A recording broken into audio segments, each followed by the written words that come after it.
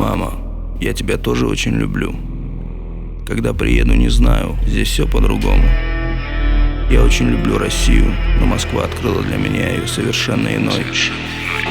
Я обхожу стороной грани стыда и пошлости, которые проникли до мозга костей в ритм этого города.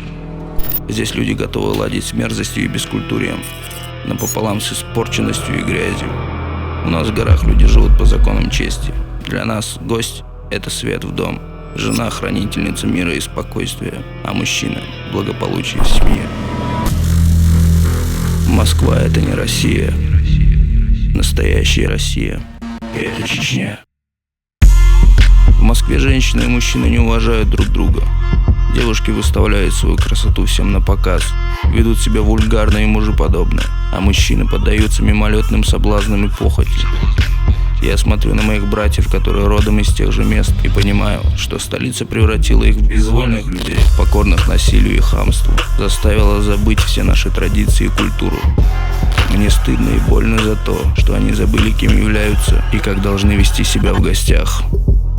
Я очень скучаю, мама. Хочется обнять тебя и прижать к сердцу.